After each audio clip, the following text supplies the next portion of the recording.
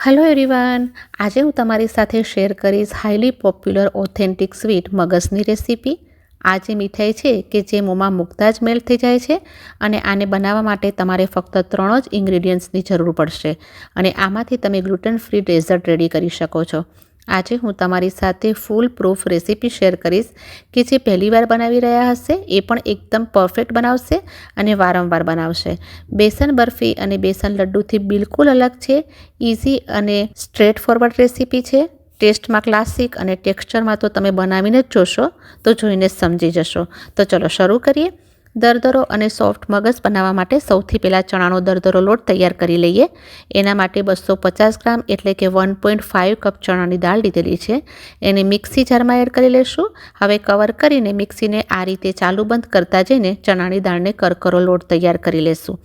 ચણાની દાળને સારી રીતે પીસીને મગસ માટે આ ટાઈપનો દરદરો લોટ તૈયાર કરી લીધો છે અને જો તમારે આ લોટ ઘરમાં તૈયાર ન કરવો હોય તો ગ્રોસરી સ્ટોરમાં ઇઝીલી અવેલેબલ છે। હવે મગસ માટે ઇન્ગ્રીડિયન્ટ્સનું માપ જોઈ લઈએ। તો આપણે જે ચણાની દાળને પીસીને લીધી હતી એમાંથી 2 કપ એટલે કે 250 ગ્રામ જેટલો દરદરો લોટ તૈયાર થયો છે। મગસ બનાવવા માટે ચણાનો કરકરો લોટનો જ ઉપયોગ કરવામાં આવે છે। 1 કપ મેલ્ટેડ ઘી લીધું છે।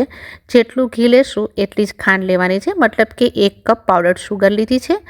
નોર્મલ ખાંડને મિક્સીમાં ગ્રાઇન્ડ કરી લીધી છે।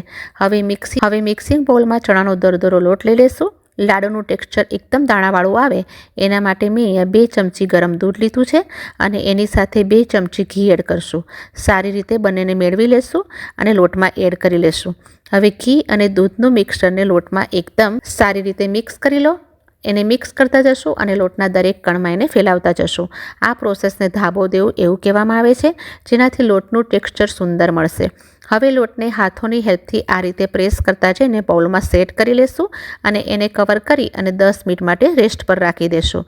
10 મિનિટ પછી આપણો લોટ સારી રીતે સેટ થઈ ગયો છે। લોટનું ટેક્સચર એક સમાન કરવા માટે મેં અહીંયા એક સ્ટ્રેનર લીધું છે અને એનાથી લોટને ચાળી લેશું। હાથોની મદદથી લોટના મોટા જે ચંક્સ છે એને ખસીને સારી રીતે ચાળી લેશું। રેડી થયેલા લોટનું ટેક્સચર આ રીતનું મળશે।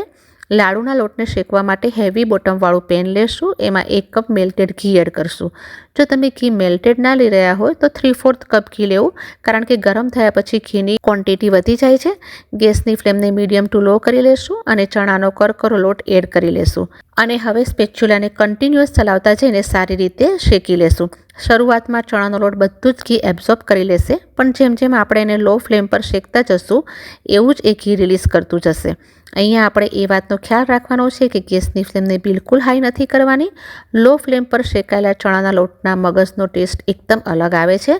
લગભગ 6 થી 7 મિનિટ થઈ ગઈ છે। ચણાનો લોટ શેકાયા પછી પણ પહેલાંથી થોડો લાઇટ થઈ ગયો છે અને ફૂલવા પણ માંડ્યો છે, પણ ચણાના લોટને ત્યાં સુધી શેકવાનો છે કે જ્યાં સુધી એનો કલર થોડો ચેન્જ ન થઈ જાય અને એક એરોમા આવવાની શરૂ ન થઈ જાય। લગભગ 10 મિનિટ થઈ ગઈ છે। ચણાનો લોટનો કલર પહેલાંથી ચેન્જ થઈ ગયો છે, મીન્સ એ સારી રીતે શેકાઈ ગયો છે। હવે ગેસની ફ્લેમને બંધ કરી લેશું અને લોટને ઠંડો કરવા માટે એક બોલમાં ટ્રાન્સફર કરી લેશું। હવે એને ઠંડુ કરવા માટે સાઈડ કરી લેશું। મગસના લાડુ બનાવવા માટે ખાંડ એડ કરતાં પહેલાં લોટને એકદમ ઠંડો કરી લેવાનો છે। જો ગરમ લોટમાં ખાંડ નાખીએ તો લાડુ સરખી રીતે સેટ નહીં થાય।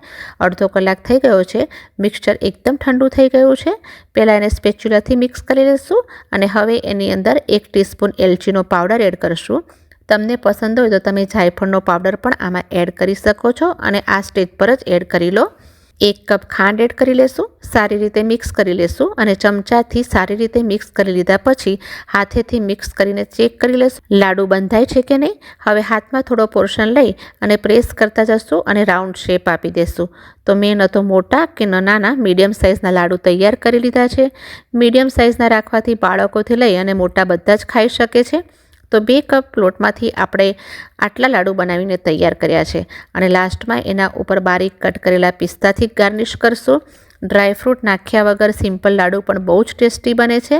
તો છે ને બિલકુલ ઇઝી, ફક્ત 3 જ વસ્તુથી આપણે આ રેડી કર્યા છે, તો તમે જરૂરથી ટ્રાય કરશો। ફેસ્ટિવલમાં તો ઘરમાં કંઈક ને કંઈક ગળ્યું જોઈએ, તો આ બનાવીને તમે રાખી શકો છો। સ્ટોરેબલ પણ છે।